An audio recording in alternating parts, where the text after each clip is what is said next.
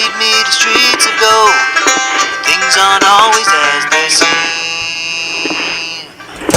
Looking back on all the chances that I missed, some I held, some slipped away. One street over where my memories exist, I wondered what would change, I really couldn't say. In this life there's nothing certain, except the curtain that rises to the stage.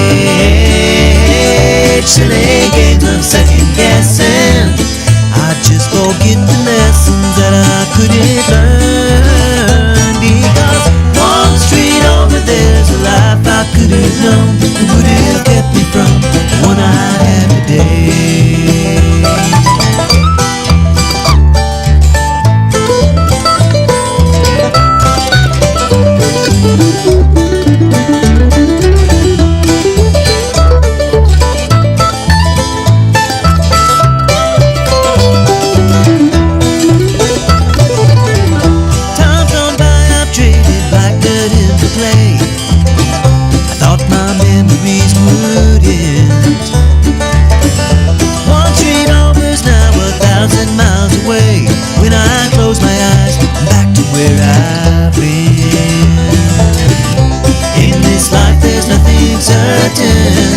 Except the curtain that rises to the stage.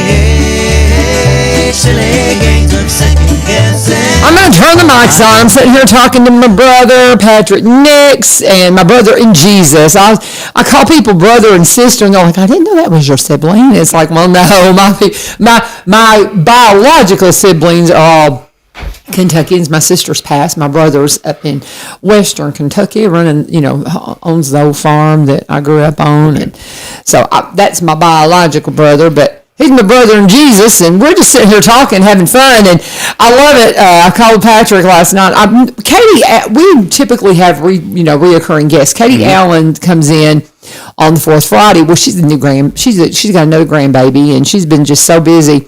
And so I knew I probably had an opening, and I've been wanting to talk to you because we just don't get to talk enough, and we're just on the same page on just almost everything, I think. Honestly, I wouldn't say everything because we haven't talked that much, but I kind of get, every time I see you, I'm like, yep. So yeah. I'm like, oh, yeah, okay, we're on the same page. And then I got to see you in Much Ado About Nothing. Boy, did they typecast you. But anyway, You were so good. That was such a good play. I got such a kick out of it. It was a really fun thing. I didn't know you came. Which I was there Friday night, and I told Ruthanna, I said, man, it was the last couple of weeks because we were coming up. I put together the broadcast club put together a talent show at Greenbrier for the first time that I've in a while, because we've got some kids that just needed to have an opportunity to show off. Sure, they're so talented. Absolutely. And so I was in the middle of trying to get all that organized because the talent show was Monday, and I just was exhausted. But I was like, I've got to get to this play, and I was so tired that night. But we got in there Friday night, and I'm sorry, I should have come and talked to you. I was so tired by the time we finished up. I said hi to Ruthanna, I said hi to Danny, and then I was out the door. But you were great. I just loved it. But it was so much. How did she talk you into that? Yes, that's a fun story. But I went to see her because I heard she was in Coopertown doing the auditions, and she's a longtime friend, and so I went just to give her a hug and tell her, hey, I love you, welcome to the neighborhood kind of thing. Yeah. And then Danny grabbed me and he's like, are you going to audition? And I was like, no, I'm not going to audition. No, I'm not. I'm just here. I am way too busy. I've got, too much going on, family and work. And so then Ruthanna just started texting my wife, actually. She got through by getting her. And she's like, Patrick would be great. I've got this part. He'd fit it just, and I was typecast. I'm a minister in real life, and they, play a minister on stage. But she said, it won't take a lot of work, because I was worried really about the time. Oh, yeah, I can imagine. So she fit the schedule, and she said, and she also was like, hey, it'd be great to have more Jesus people on the cast. And so, I was like, okay. How do you turn that down? That's right. So, I don't know that I'll ever, I told her, I said, if you direct and we do The Princess Bride, Ooh. I will be in for playing the priest on that one. But I don't know that I'm ever doing it again. But it was great. Great team, great cast. Oh my goodness, it was so fun. If the Lord lets me live long enough to where I have my schedule where I could do something like that, I would love to. I really want to teach until I'm 75. Mm-hmm. I really do. And people look at me and they're like, think I'm crazy. But I love these kids. They just breathe life into me. And they get the biggest kick out of how old I am. I was telling them, I said, guess what I'm doing this weekend, kids? And they're like, what, Miss Vivio? So I'm going to my 45th high school reunion. And they're like, what? You're so old. I'm like, I know. That's ancient, yeah. Isn't that great? I know. To them, I'm just ancient. And it's just the funniest thing because I'm also so cool. Yeah. And they're like, I don't get it. Right. I'm being facetious. But I am the one who put on the talent show and let them rock the house with Nirvana and ZZ Top. But then we had some Broadway and we had some jazz and we had a little bit of everything. It was awesome. We had just the best time with the talent show. Did they record it? We tried. We're still learning. We did not run the amps into the board. Okay. Because of the theater. The theater's just not conducive to sound. It's just not. It's got like a lot of echoes and it just...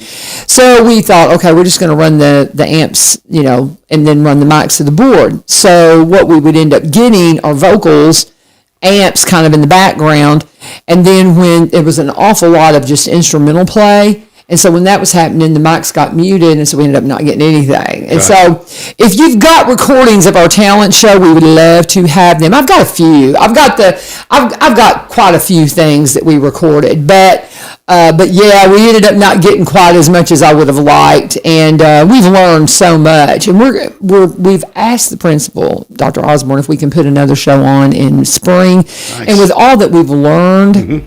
We can really, you have to have those moments. So yeah, but I've got the recordings. I've got some of the ZZ Top piece that they opened up with because we basically stepped out on stage and we had a senior, a junior, and a sophomore boys that are all amazing guitar players. Okay, amazing guitar players. Mm-hmm.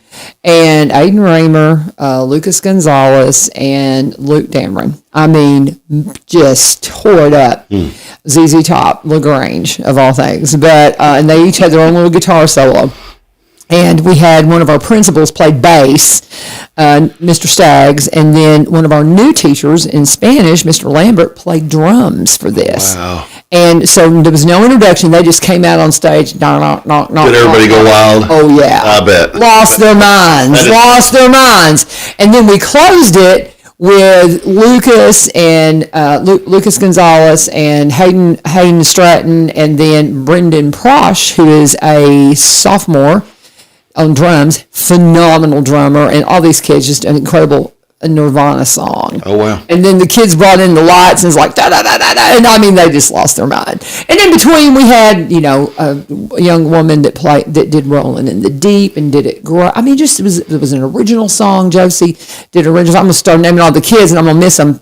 But I got to mention Jordan Turnage. He did a jazz piece on, he plays trumpet, I guess. I don't know. I'm not good with my horns, but a jazz piece. I mean, it was just awesome. It was just a little bit of everything. How fun. It was fun. It was so much fun.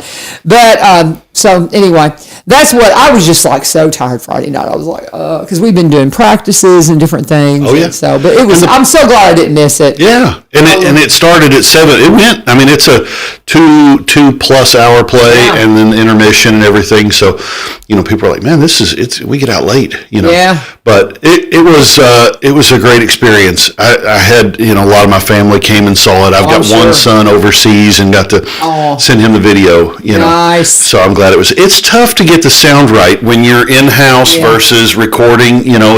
That's always a difficult thing, whether you're in a live performance at church or in a talent show, whatever. Yeah. But I'll tell you, Peter did a good job with it. Peter Stratton. Yes. Captured the moments there. And so, yeah. Well, anybody that can help us figure out, I mean, because Thomas Perko, he has been helping us. He's also on the board. He runs for Robertson County Players. And Redheaded Kid? Yep. Okay, do you know Perko? Thomas He ran our sound. Yeah, I was going to say, he is the one who helps us with all the sound stuff at Robertson County Schools, but he couldn't be there that night. Oh, okay. And so if he'd been there, I think we would have had better luck with, recording our sound and all of that. But as we're trying to learn it, I'm going to try to get Perry Meyer in there too to help us, figure out what we're going to do for next time. But anyway, it's just great. We had so much fun. But people don't understand the technology of all this, and it's always changing. It seems like there's something new coming down the line, and all this streaming stuff, because y'all stream your church service, and I need to just come in and look at boards and the way people do stuff so I can learn this stuff. Because it's a lot. There's a lot to learn. But anyway, we're talking to Patrick Nix. This is not what I called you in here for. This is Faith Friday. And when we had the mics off, we were just talking about things that God has directed us to. I believe doing this, being in schools, all this. God's so directed my path to it. Mm-hmm. And I love it so much. And I know you've got places in your life where God's directed your path. He's spoken. We were sharing a story about how your wife got a prophetic word, or just a word from God to share with somebody. I've had that happen to me. Other friends and I'd say, "Well, what about this?" And they're like, "How do you know that?" You know those kinds of things. Sure. And I said before we turned the mics on, I wish we could tap into that more, because I don't think any of us feel like we hear the word, we hear his voice enough. And tell me how to do that, brother. Well, there you go. Come on. Faith Friday, give me the answer, Pastor. I don't have an answer, but I have an idea. Okay. So we're going to jump both feet in real deep. Let's do it, man. All right. It's deep waters, man. A lot of people are talking. A hot word today is discipleship, being a disciple. Oh yeah. And a lot of people think that is going to a class or learning more lessons, more knowledge, and that's not it at all. Okay. And so, what is it? And so I'm not totally sure how long this list is, but here's what I know so far. I know that list of learning or growing in my faith is not just a list of Bible stories or facts, but discipleship has to start with who I am, and specifically who I am in relationship to God, or who I am in Christ. Okay, all of our identities, if I ask you who you are, you'll say, I'm a radio host, I'm a wife, I'm a mom, whatever. All of those identities have to do with a relationship to something or someone, right? I mean, that's how we define ourselves in this world. But the sad part is we often define ourselves without a connection to God or to his word. That usually comes last, not first. Right. Okay? Right. And so that has to, the priority or understanding of who I am with him and my relationship with him has to be first. And then I think really close to that, and I think this is where we fail, is teaching people about giftedness. Acting, living, operating in their giftedness, in their sweet spot. Some denominations do it better than others, but I don't, even hey, we do a spiritual gifts test and we do this, but really diving into, okay, you identified what your gift is, or you identified where that sweet spot is for your personality and experiences and your gifting. Are you operating? How can the church better equip you and lead you or bend you to that? And I don't think we do a good job with that. Oh, I agree. Yeah, I agree. But you were talking about how do we get there, and I think those two things are the most lacking, but the most obvious when Jesus is working with his disciples. That's what he keeps repeating over and over. I mean, I'm sure he taught them a lot about Old Testament and tradition and things like that. But what he was doing was really individually working with them who they are and who they are in relationship to him and who they are, who they're called to be. Right.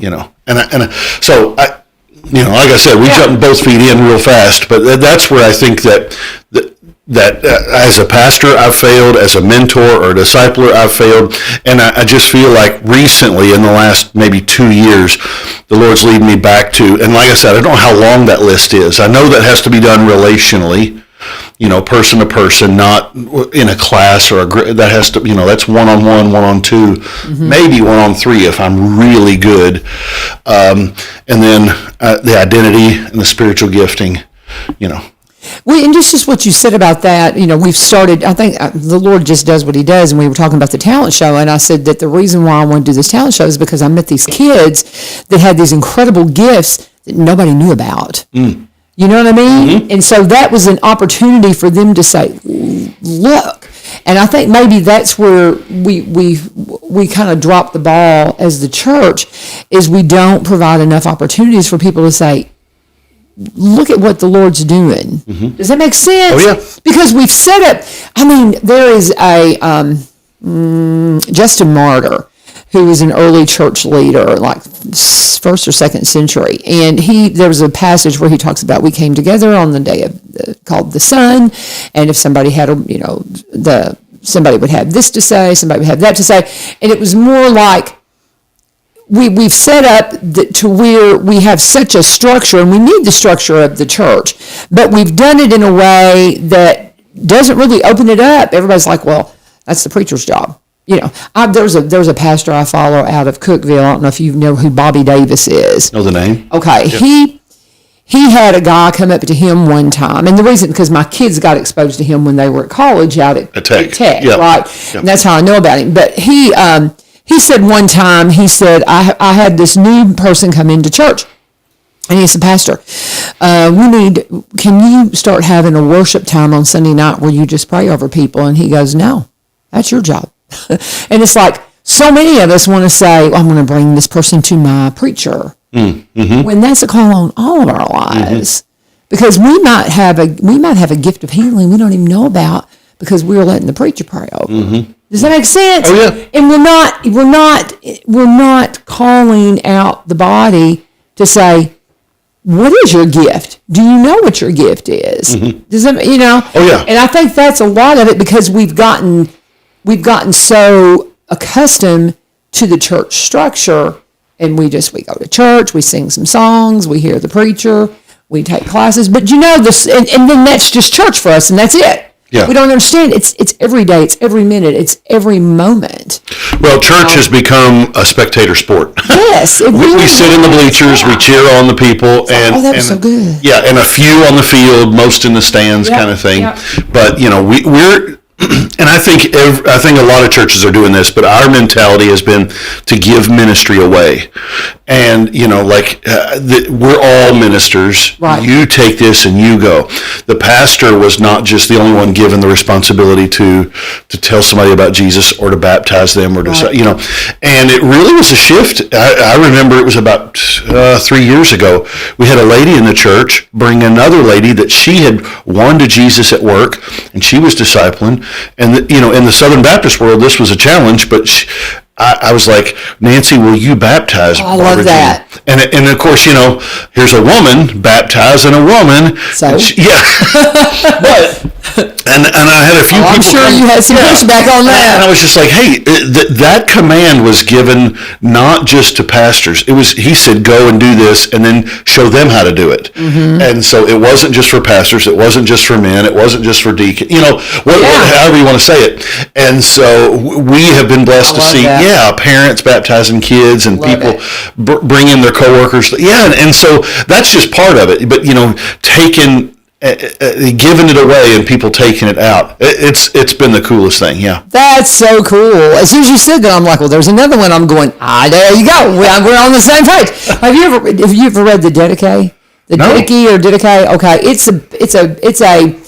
I don't know if I have any. I don't think I have any with me, or I'd give them. It's a little pamphlet you can get, but it was found in some of the from Constantine's library, and this is like, I'm wanting to say it's like mid 1800s they discovered this. Okay. And there was a man that was digging through the archives of Constantine's library, and he came across the Didache, the Acts, or the I forget exactly the subtitle on it, but it talks about. In Scripture where it talks about, we read we were reading the works of the apostles, or we were reading I'm trying to think of the exact passage where it seems like it was almost set out in Scripture that it seemed like maybe there was something that was like a kind of a synopsis. Okay. That was shared with the churches. And I can't remember the exact passages. I'll have to look it up. But they've always thought that there might be some kind of a writing, a kind of just a real compact writing that was shared beyond the letters that we know. Okay. And they found this, and it became very widely accepted when it was first discovered that this might be that. Oh, wow. Okay, and it's the Didache. Well, it was really widely received when it first came out and published, but then all of a sudden it just went. And I think because it talks about things like you said, if you have discipled somebody and you have spent some time fasting and it's time to baptize them, then baptize them. And the person who was doing the disciple was baptized. There's a lot about baptism in there. And I mean, it's just fascinating. I'll send you a link to it because you can find tons of stuff. I've never heard about it. And it's something just in my studies over the last 5 years, I was like, I didn't know this existed. But it's really interesting, but there's a lot of that concept that kind of upends the idea of the pastor's got to be the one to baptize. It's a relational thing. Does that make sense? Oh, yeah. And it's like exactly what you're saying. But yeah, you would find this interesting. It would find it really interesting. The warning in the book of Revelation, they come up twice, the Nicolaitans or the Nicolaitans, I don't know if they had some error, but one of their chief errors is that they wanted to create a gap between clergy and lay people, and they wanted to kind of have more authority or own more and keep more hidden or secret. Yeah. And so and that began first century church. That began, and so that whole thing continues today at different levels and in different ways. Yeah. You go through the Dark Ages where they locked up and chained Bibles in the churches and didn't give people access to, and they had the Scripture. They were the only ones that kind of were able to disperse it or dispense it at their will. And so thankful for Gutenberg and Wycliffe and Tyndale and the English. How the Bible came to common man, in Latin and in English and so many other languages. And now today, power to the people, we say, but that allows people to be able to look at the Scripture and say, no, this is the authority. You're saying something different, or this is the authority, and I'm in agreement with that. Let's walk together. I love it. Like I said, we're on the same page. This is so good. Talking to Patrick Nix, he's pastor up at Fluellen, and tell him when you meet and how to find you. Because I tell people, if you have not found a church, I recommend people come visit Fluellen all the time because I love your worship. And if I didn't have just Madison's my family. Yes, they just are. I've been with them since 1989. They're just my people. Yep. And but I love y'all's fellowship. I really do. I love the way y'all come together. I love your worship leader. Yeah. A lot. And he's just a good friend, and just love everything y'all do. We were so blessed at the Recovery Fest. They came out and did some songs for us, and it just rocked the house. And it was so good. That team was great. They're so good.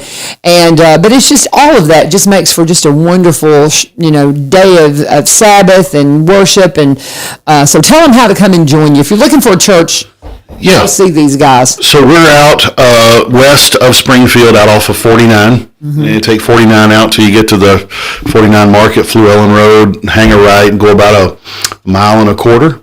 And out there in the middle of the country, out there, you can't miss it. There's nothing else out there. Some houses and the church. We meet. We have Bible study at 10. We say 10-ish because some classes start about 5 before, some classes start about 5 after, and then church we start at 11, and we sing and we love on each other, and then we dive into the Word and do that about every week. I love it. Now, what do you have as far as do you have you have a weekend, like a Wednesday night thing and all that? We do. We have our Wednesday night program is for all ages. We've got a kids thing going on. We've got youth and teen. That's really when our youth probably hits peak. Right. A lot of kids come on Wednesday night that don't come on Sunday. Either maybe they go with their family to church somewhere else, or they don't go.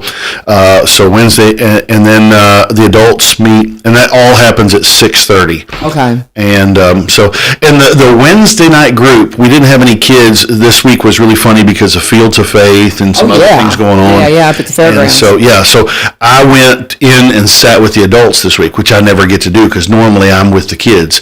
And it's got a really cool flavor. It's Bible study for sure. It's prayer time.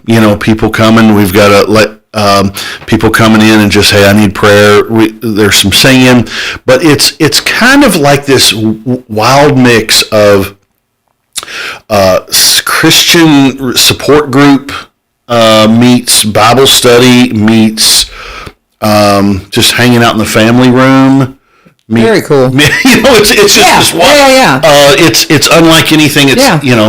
It's definitely changed over the last couple of years to just and there's just and it will have different speakers, different people in the church, stepping up and leading a short series or leading a study. It's been really good. That's really cool. I love it, and I love anything like that. I just love getting together and studying. Right. I do. I just love that fellowship and everything. And now, do y'all do the Sunday night thing? Not many churches do anymore. No. And that's more of a time to get together with your small groups and those kinds of things. Kind of a house church kind of thing. It's what we see a lot of churches going to. Mm-hmm. And I think that's great. I mean, we really encourage family time. Yeah. We do have some families who will get together.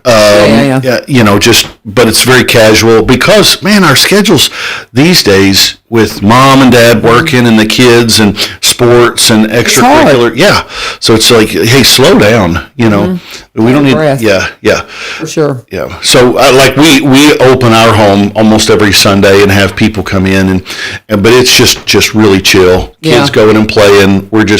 Sometimes I've sat there in the recliner and talked and then all of a sudden fell asleep with guests. It's people like that you just kind of relax and hang out with. Like, hey, I think that's just beautiful. And so if you're looking for a place to hang your hat here in Roberts County, Fluellen is a great place. I can attest to that. I've been there many times and got to get back in there. I haven't visited in a while. It's been the last couple of years have been a little bit crazy in my world, but I was real excited when I talked to Patrick that he says, I got a book. Oh boy! I was like, And if my mic sounds a little weird, Paul Rainey, my dear friend, he's saying, "Hey, my mic sounds a little weird." But as long as you can hear me, we're going to focus more on what Patrick has to say. Except I do have to do my ads. But so I tell you what, go ahead and tease what this book is about, and then I'm going to talk about Barry and Rebecca Richards, and then we'll come back and you can unpack it a little bit more. Return to Sender is that the title? Tease it. I've never teased a book before. Well, it's a book about, I think, one of the least paid attention to, most overlooked. Oh, sorry. I'm sorry. My Audible just went off. I was trying to get out of it. You listen to a book over there? I have books going. I have stuff going all the time. I was listening to it on the way in. Awesome. But no, I apologize. I was trying to flip over to get my content from my spot while you were teasing. So finish your tease there. That's good. The one of the most overlooked letters in the New Testament, and. So if I asked you, there's so much that is written, not so much written, there's so much that like this story is a huge story. It's a little letter, but there's so much to it. And so I kind of did a little bit of historical fiction with it. Ooh. And then took it into application. So there's first half is kind of the prequel, the backstory, and then we went into application of what it means. Ooh. So I don't know. Okay, so think about that while I'm talking about Barry and Rebecca, which is the least. How did you put it? The most overlooked. The most overlooked it gets letter. The least airtime for sure. So the most overlooked letter. I am quite curious. I think it's the letter that of any of them should be a movie. I think this one. Yeah. I have my thoughts on it, but anyway, we'll see. All right. Let's talk about Barry and Rebecca Richards with Exit Prime Realty. I just pulled up her page on social media, and they've got a beautiful new home up 691 Hogan Road in Clarksville that's for sale. And she's saying that she and Barry actually worked together to put this listing together. It is beautiful. Got a pool. Got this big, beautiful home. Looks like it's got some acreage with it, but man, it's a beautiful listing. And when she specified that she and Barry worked together on this one. That cracks me up because they tease each other that they actually are in kind of competition with each other. He's the broker here in Springfield, and she has an agency office up in White House. And together they came and built a new branch in the Exit Tree. They are Exit Prime Realty. They've been with the Garden Gate team ever since they really got going with it. But we talk a lot about how that she was always wanting to make sure that when she got into real estate, that she was, with a company that would cross every T and dot every I that she needed in regards to being a success in real estate. Well, that is exactly what she found with Exit, and they've been with them ever since. They are Exit Prime Realty, and again, this listing is up in Clarksville, 691 Hogan Road. It's over 2 acres. So, but beautiful home that they have listed for sale that they work together. And so if you want to see about it, just Google them. Barry Richards, Exit Prime Realty, Rebecca Richards, Exit Prime Realty. What you'll find is you'll find unique social media pages for both of them. You'll find unique websites for both of them. And you'll find this listing. You'll find any other listing that they have. If you're looking for a particular area, you can give them a zip code and say, hey, watch for this, maybe a particular road that you want something to purchase. And they'll keep their eye on it for you and let you know if anything pops up. The big thing, though, if you're thinking about buying, what are you qualified to buy? You've got to work through that and make sure that when those properties come up that you're pre-qualified, you're ready to go, and you don't miss out on that listing that you've been waiting for because you got to do all that first. If you're selling and you're not really sure if it's time to sell, if if it's something that really needs to happen, you need to make sure that what is your market analysis? They'll do that free of charge. They won't charge you a penny to see what is your property worth. So when you see if is the right time to put it on the market. If you're older and you want to kind of reorganize things, Rebecca's one of the first in the market to be a seniors real estate specialist, which means she's, been studying and specializing in making sure that you're set up for retirement and for your next season of your life. All the things. Barry's the marketer. He's going to make sure everything is seen in the absolute best light, from drone footage, walkthrough tours, photography, videography, the whole package, guys. Barry and Rebecca Richards. You can connect with them at sellwithbecky.com, sellwithbecky.com, or buybuy.robertsoncounty.com. They are originally from Kentucky like myself, so they even understand the nuances of if you want to buy in Kentucky and still work in Tennessee, you got to figure that state income tax into your budget and your bottom line. You can call Rebecca at 615-504-7425, 615-504-7425, and let them know you turned cincha. Patrick Nix here from Llewellyn Church. You've got a book out, and I love this. You've got my mind kind of reeling. Philemon is the book I'm thinking about that I think could be a movie. But, I do. I think there's a lot in Philemon. But you say this is the most over... Which letter? I'm very curious. You actually are right. It's Philemon? You're right. Oh, I got it. I got it. And here's the thing. Only reason why I've been doing some deep dive studies. Right. And people just have no idea. Mm-hmm. I'm so tickled that you did this because, it's so good. Yeah. So good. When you pick up the story, there's a man who has stolen and run away, a former slave, mm-hmm. Whether properly, improperly enslaved. Yeah. And he goes back to the place where he was enslaved with letter in hand and shows up and says, I'm here to make amends. I'm here, whatever. I'm at your mercy. And this letter is a letter of how the gospel affects slavery, freedom, liberty, just core relationships. I love it. And so I just don't think we understand the dynamics of what was going on in Onesimus, the slave, and him having to go back to where, in his spiritual journey, it led him back to the place where he was enslaved. Yeah. And, addicts talk about making amends, and we talk about that in recovery. But, this was a place where he had to go back because of his theft, because he had left wrongfully.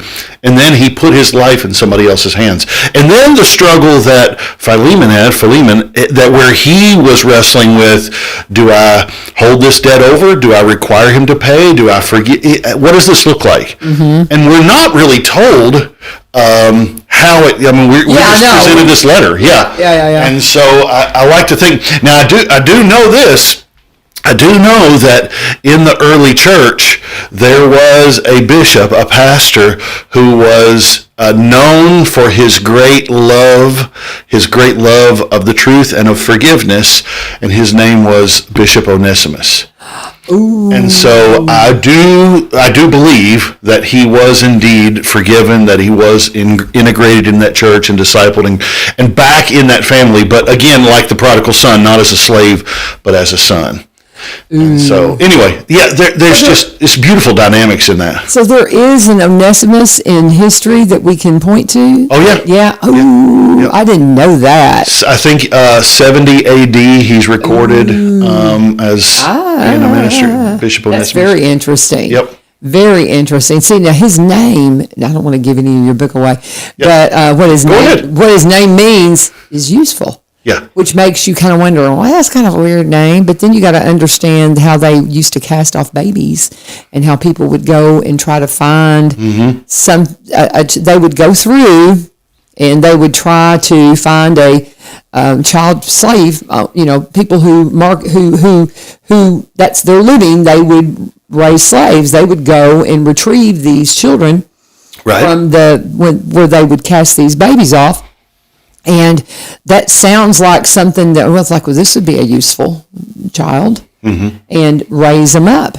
And that's kind of the some of the stuff I have studied that says his name may very well tie back to if somebody rescued him from, and I forget the name of I don't have my notes with me on this, but the name of what there was it was a custom that if you had a child that had any kind of a flaw, or if maybe you just couldn't raise another one and oops, there was a baby, that you could take these, it was very well known that you would cast them off. And, but that's where slave owners would get a lot of the ones to raise in slavery.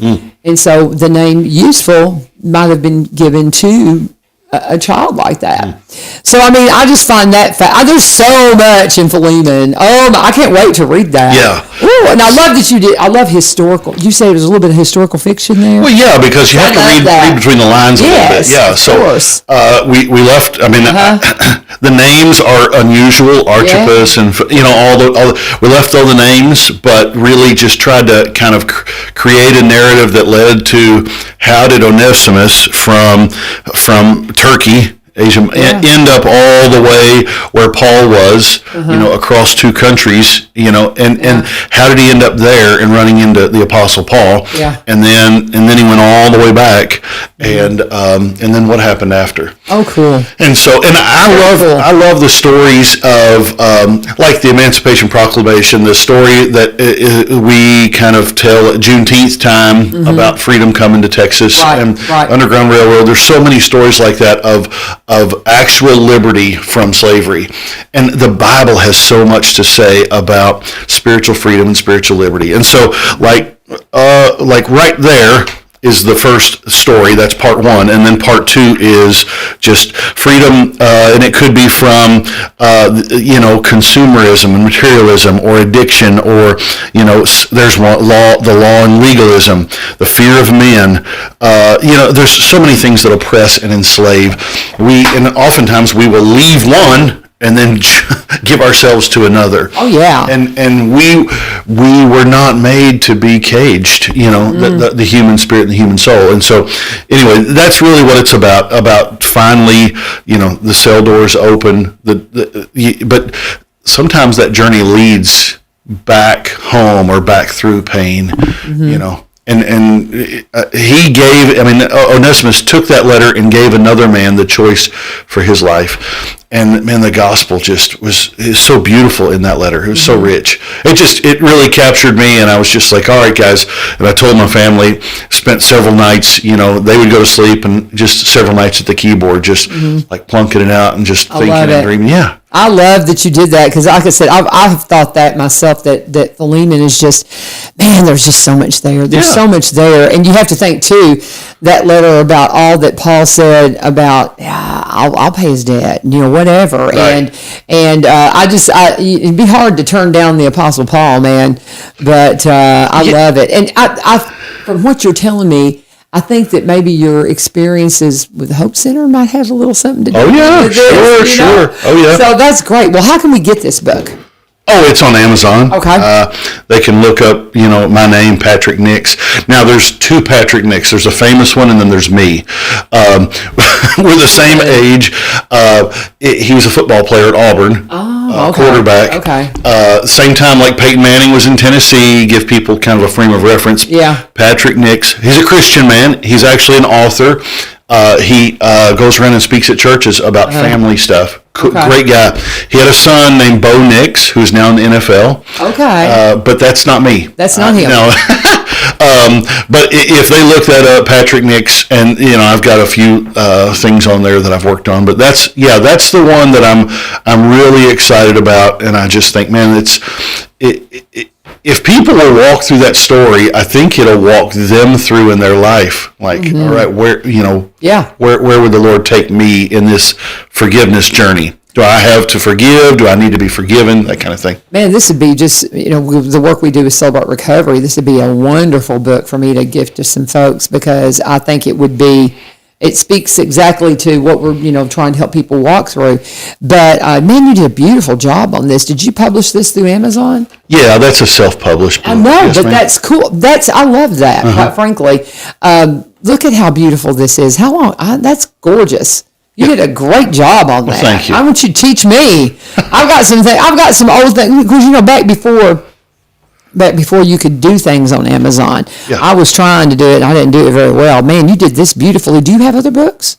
A couple. None. Yeah. I have a little one that I wrote about spiritual warfare called The Soldier. It's about half that size. And then I've got a couple of little things, like through COVID, there was a little thing after my dad died, going through suicide and you know, hopelessness. I wrote some on that. So those are there too. Well, I'm telling you, write some more, because people don't realize, with all that you do with your ministry and stuff, goodness, you've got so many books in you.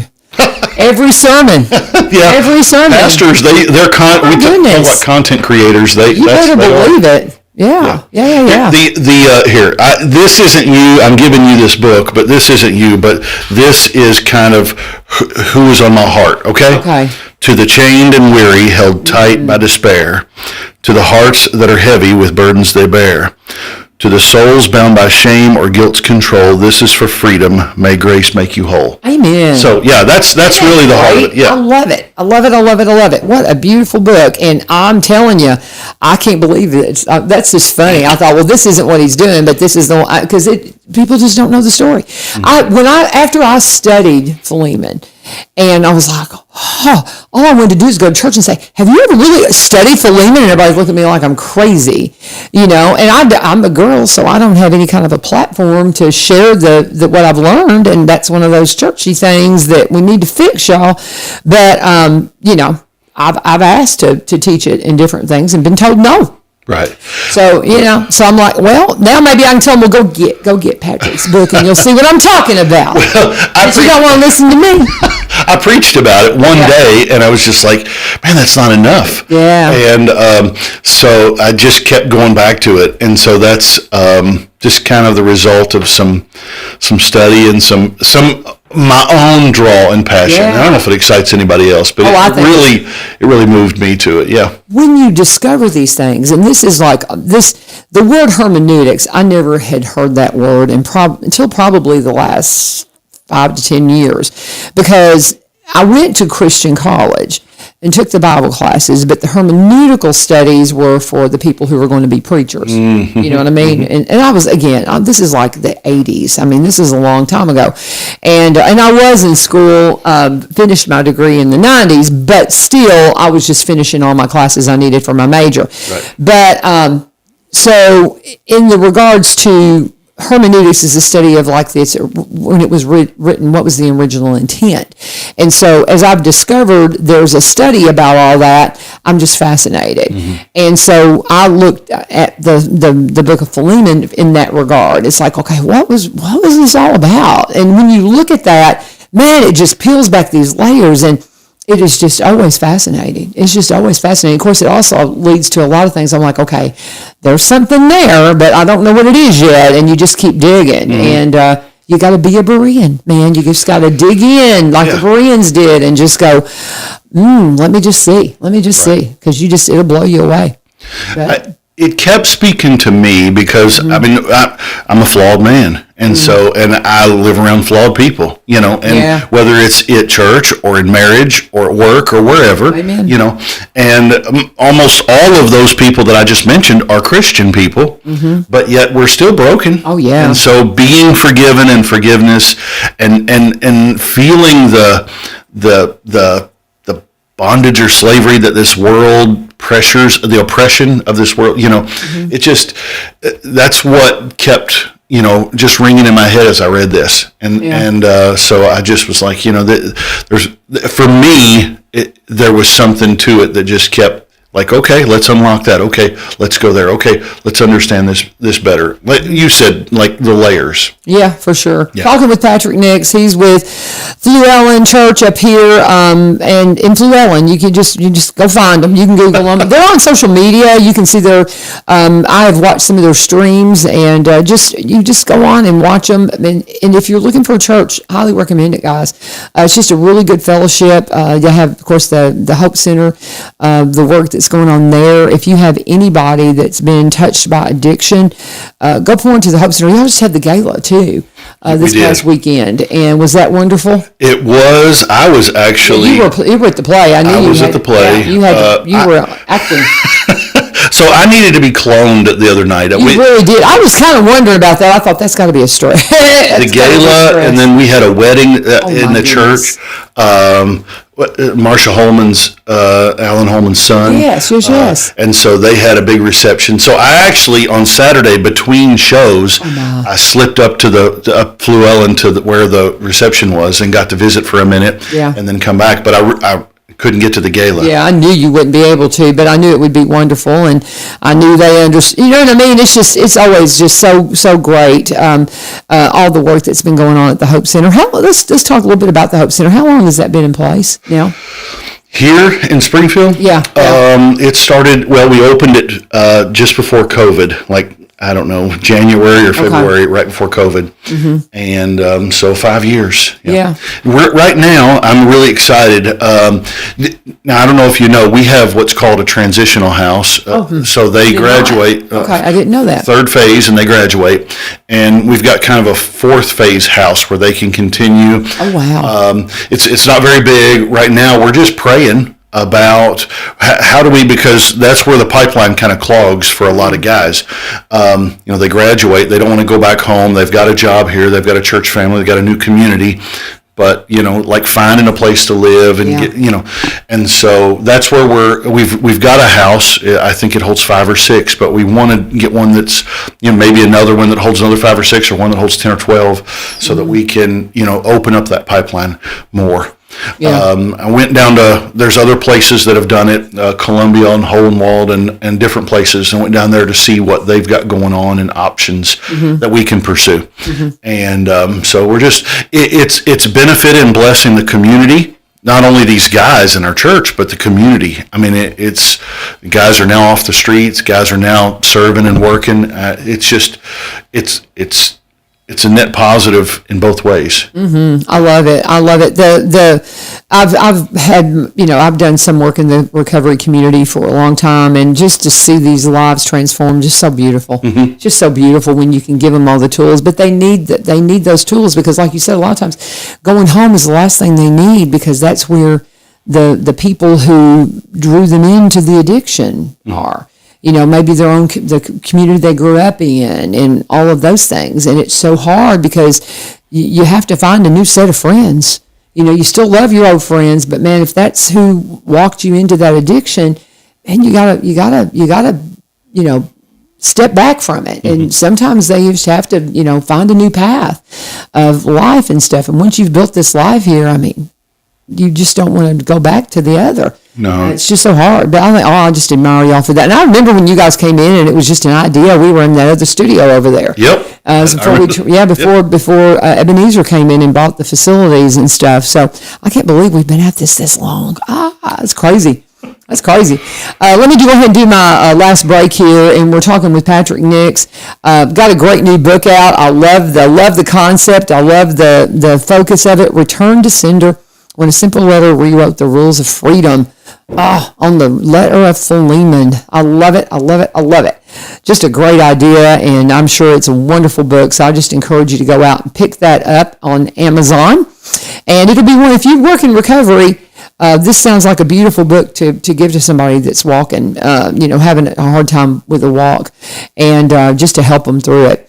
We're going to talk about the UPS store right now, one of our wonderful sponsors. They would love to have you come in. They have got a coupon right now on large format printing, 10% off large format printing, that they'll hand out through the end of this month, which we're coming up on the end of September. Can you believe it, guys? It's incredible. But the big thing with the UPS store, anytime you get a coupon from them, hang on to it, because they never expire, but they just don't hand them out. They change when they're going to hand them out and stuff. But if you want to go by and pick up the coupon that'll be coming out in October, you'll be able to get that one really soon, and we'll have some more details on that. But it's not just the place you drop off your Amazon packages. If you need printing, if you need some specialty items shipped. I was talking to my friend, we do mission work down in Mexico, and I have a friend that's our liaison. She has dual citizenship, and so a lot of times we'll ship things to her in San Diego, because trying to ship into Mexico is just a nightmare. But we'll send things to Ilda in the States, and then she'll take it across. But we have to have, sometimes it's kind of an unusual package. It's too big. It's whatever. We can go in there, and they'll help us make sure we can do it as efficiently as possible. Because, we used to take things on Southwest because they had free bags. Well, they don't anymore. So now we have a new dilemma. How do we get things? How do we get those eyeglasses down to Mexico in the way we need to? Well, UPS store. That's where we're going to go. We're going to talk to them and see what our best options are. If you have some specialty printing you need done, go in and talk to them. They did our tags, our name tags, for our Celebrate Recovery program at the church. I was doing them myself, on the laminate, and they just didn't look good. So I went in there and said, can you do something a little bit nicer? Man, they just rocked it. And they even have a graphics person there that will help you with it. She helped me with that and got those ready. So they took care of that for us. I've seen them ship some really unusual things. I'll tell this. I was in there one day and there was this huge tank thing, and I was like, what in the world is that? And it was about it was apparently there was a prize bull here, and this was his seed that they were sending for insemination. And I was like, okay. And it was at the UPS store. They trusted that too. And I was just like, y'all do everything. They've got post office boxes that you can go in there and get that. If you're concerned about porch pirates and you don't want your stuff that you're buying from Amazon to be stolen, well, just have it shipped to the UPS store. Go by and see them. Just great friends. I compare them to Chick-fil-A employees. I've never seen them be anything but courteous and kind and efficient. I'll go in there and they'll be stacked to the wall with people, and they get me in and out there so fast it blows my mind. They're at 513 Memorial Boulevard, 513 Memorial Boulevard. Open every single day. They're open Monday through Friday, 8 a.m. until 6:30 p.m. Saturday, their hours are 9 to 5. They even have Sunday hours from 12 to 5. I was in there late one Sunday, and just couldn't have been nicer. I'm telling you, great guys. You're going to love working with them, and we got to have them. We got to have them. They're doing a good work right there, 513 Memorial Boulevard. And again, this is our UPS store, the place to go, yes, to drop off your Amazon packages, but to do so much more. Oh, and everybody in there's a notary. If you ever need a notary, everybody in there's a notary. So it's we had my parents, had both passed, and we were selling the estate last year. I had to get things notarized a couple of times. And that used to be a stress. Not anymore. You just go in. If they're open, everyone in there can notarize your stuff. And it's like, it's like a couple of bucks. It's not, it's hardly anything. So, UPS Store, one of our wonderful sponsors here. When you go in, tell them U-Turn sent you. Okay, brother, there was something I was going to ask you. Now it completely escaped me. Do we want to tell the truck story? The truck? Well, that would be you if you want. I don't mind. It's so funny because Patrick came in. It was a Wednesday, and he was going to be on the Go Show with Lee Marie. And as everybody knows, I'm a school teacher, and school starts at Greenbrier at 8. When I first started applying to the school system, I was looking at Springfield because they start at 8:30. I didn't want it to interrupt my radio gig here. And so when they hired me at Greenbrier, they said, we'll let your first block be planning always, so you can do the radio show, and you come in at 8:30 and just stay till 3:30. So they gave me that adjustment. And so, but I'm always hightailing it out of here because I got to get to school. And I wasn't paying attention, and I backed out, and I heard clunk, and I was like, what? And I had backed over his brand new truck. Oh, You did. I didn't even have it a week. Oh, I felt awful. I felt awful. This man couldn't have been more gracious. But I felt like such a heel. I'm like, I cannot believe I did that. I love you, now brother. It has character. You're so kind, so kind. I was like mortified. It's a thing. I was mortified. It's just like, and he has said, yeah, did that. But anyway, yeah. I don't mind a bit. You need just make it a sticker, because you're famous, and so hey, you know that. Very sweet, but anyway, that's funny. But you were so gracious. I kept thinking he was going, okay, LaVern, I went and had it buffed out. Here you go, because I told him, send me the bill.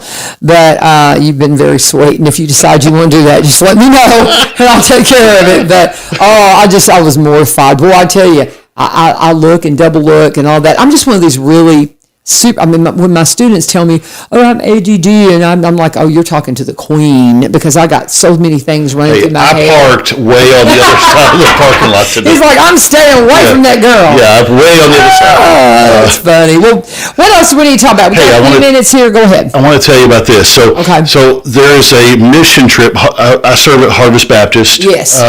And so we've put together a mission trip with Randy McMoran, and I think there's about 6 or 7 churches that are participating. I know we've got 4 from Fluellen going, but we're going to Honduras the end of next month, about 5 weeks away. Yeah. We're flying out on, I think, Halloween 30th or 31st, and we're going to go down there and serve at an orphanage for a week. And really just help. We'll minister to the kids. We'll minister to the moms, the tias, and then we'll also do some construction work and so I'm looking forward to it. It's going to be good. It'll be my first time going there, and I haven't been on an out of country mission trip in years. So it'll be good. Yeah. It's so funny. I've got 2 boys in my AV2 class. One is recently from Honduras, and one he was born in America, but his family is from Honduras.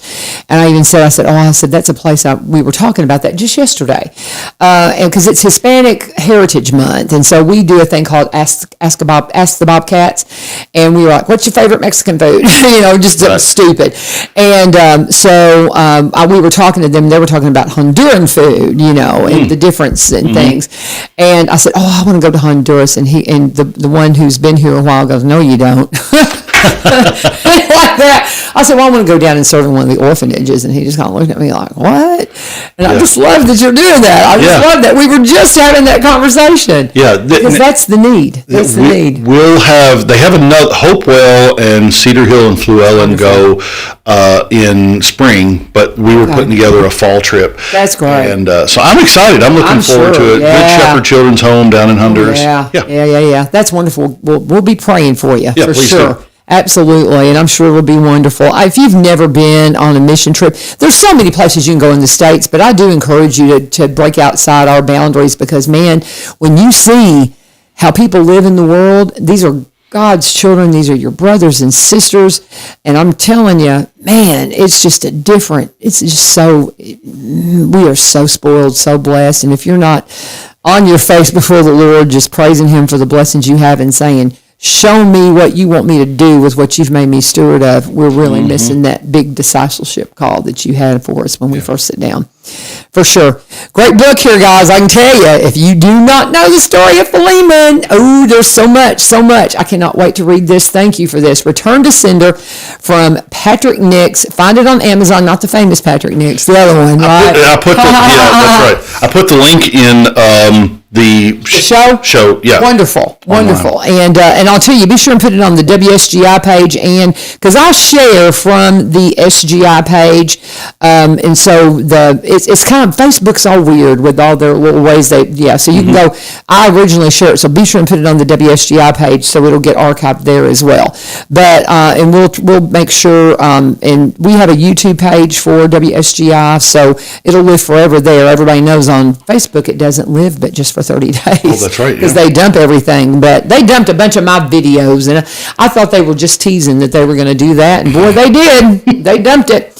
Well, it's neither here nor there. We could go down all kinds of rabbit holes. Love you, brother. Thank you for coming and hanging out with me on Faith Friday. I'll be praying for y'all's trip, and if you have anything you need to talk about, let me know. I will. For sure. Thanks, Doesn't have to be a book. Just come in anytime. And I hope you guys will join us as we wrap up September. Got a couple of days left in September, so that means you just never know who's going to show up in here, because we don't have reoccurring guests on those last days of the month. So we'll just surprise you with some stuff. I've got a couple of things in mind, and a couple of things already on the books, but we'll tell you more about that. Just join us here on 1100 WSGI, and please find a church. Go to Llewellyn, go to Madison, go to wherever. Find a place where you can put your heart into the body and really serve. And again, right here in Roberts County, go see these guys up at Llewellyn. They're a good bunch. And thank you for joining us. Again, one more time, this is 1100 WSGI. God bless. Have a wonderful weekend.